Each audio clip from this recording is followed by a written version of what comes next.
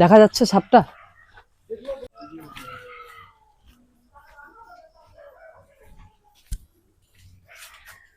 এই লাকড়িটা ভিতর ওই কোনটা ওই ওই পিছন দেখছো কোথায় সাপটাকে?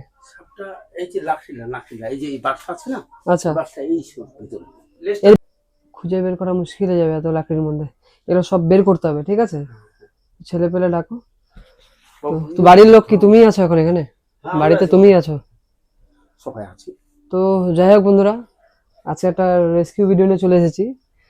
তো বেশ কিছুক্ষণ আগে এখানে একটি সাপ দেখা যায়। এটা আমার একটা বন্ধুরই বাড়ি। তো ও রান্নাঘরটা একটু দেখিয়ে দাও, যেটা একটা রান্নাঘর, ঠিক আছে?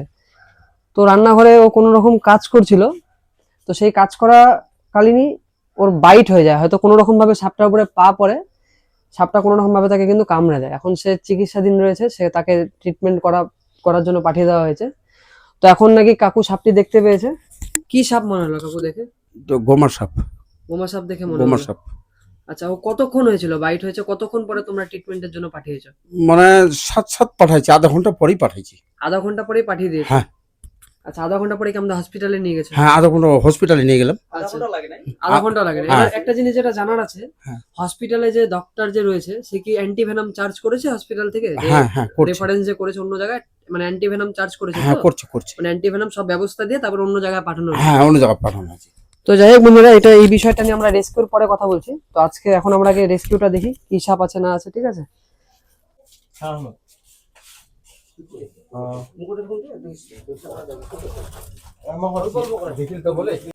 পোকা দিয়েছিস? আচ্ছা, তো এরকম হয় অনেক সময় যে সাপ আমরা খুঁজে পাই না, এরকম চেষ্টা করার পরেও সাপ থাকে না, যেহেতু ওরও মনে একটা ভয় থাকে যে বাইট হয়েছে, যেহেতু ও থাকবে না, ঠিক আছে? তো কাকু দেখেছিল সাপটা। তো পেশেন্টের এখন ট্রিটমেন্টও শুরু হয়ে গেছে, ঠিক আছে? পেশেন্ট আশা করি সুস্থ হয়ে উঠবে। তো সুস্থ হয়ে ওঠার পর আমরা পেশেন্টের সাথেও এরপরে আমরা পেশেন্টের সাথে একটা কথা বলে আমরা দেখবো যে সে কি অবস্থায় ছিল বা তার ফার্স্ট করণীয় গুলো কি ছিল। কিন্তু আমি যতদূর শুনলাম যে পেশেন্টকে কিন্তু হসপিটালে নিয়ে যেতে অনেক দেরি হয়েছিল, ঠিক আছে? এবং তারা মেডিকেলে কিন্তু নিয়ে যায়নি, তারা কিন্তু নেপালের যে চারালি রয়েছে, ঝাপা যে অঞ্চলের যে চারালি রয়েছে, সেই চারালিতেই কিন্তু ট্রিটমেন্টের জন্য নিয়ে যাওয়া হয়েছে। সেখানেও অ্যান্টিভেনম সিরাম থাকে, কিন্তু আমি প্রেফার করবো যে কোনোখানে যদি স্নেক বাইট হয় কখনো কারো, আপনারা কেউ সাপ চিনতে যাবেন না বা সাপ কি সাপ আছে সেটাও দেখতে যাবেন না। আপনারা সোজাসুজি গভর্নমেন্ট হসপিটালে যদি আপনারা না নেন, সেখানেও অনেকক্ষণ সময় নষ্ট হবে। তো আপনারা সোজা মেডিকেলেই রেফার করবেন পেশেন্টকে, কারণ সেখানেই একমাত্র সাপ কামড়ের ট্রিটমেন্ট, অ্যান্টিভেনম সিরাম সেখানে অ্যাভেলেবেল থাকে, সেখানেই ট্রিটমেন্ট হয়। আপনারা কোথাও সময় নষ্ট না করে দ্রুত মেডিকেলে গিয়ে সেই চিকিৎসাধীন হলে পরে কিন্তু পেশেন্ট বেঁচে উঠবে। আর আমি এটাও দেখলাম যে উজ্জ্বল কিন্তু অনেকটা প্যানিক হয়ে গেছিল, মানে প্রচন্ড ভয়ে ছিল, ঠিক আছে? কিন্তু সাপ কামড়ের মেন যেটা এফেক্টিভ জিনিস সেটা হচ্ছে ভয়। যদি মানুষের মনে যদি ভয় কাজ করে, পেশেন্টের কিন্তু প্রচন্ড পরিমাণে ক্ষতি হয়ে যাবে। অন্যান্য সাপের যে ভেনম গুলো হয় সেগুলোতে কিন্তু অনেকটা সময় পাওয়া যায়, যেমন রাসেল ভাইপার, যেমন হিমোটক্সিনে কিন্তু অনেকটা সময় পাওয়া যায়, কিন্তু কোবরার যে ভেনমটা থাকে সেই ভেনমে কিন্তু সেরকম সময় পাওয়া যায় না। এবার কিন্তু কোবরার আর একটা দিকও আছে, কিন্তু অনেক সময় দেখবেন যে বাইট কিন্তু করে, ভেনম দেয় না, এই জিনিসটাও হয়। মানে কোবরা কিন্তু বাইট করবে কিন্তু ভেনম দিবে না, এরকমও হয়, ঠিক আছে? এখন পেশেন্টের অবস্থা কেমন আছে? পেশেন্টের অবস্থা তো যাও ট্রিটমেন্ট শুনলাম, যাও এখন ভালো আছে, এখন সুস্থ আছে। এখন সুস্থ আছে।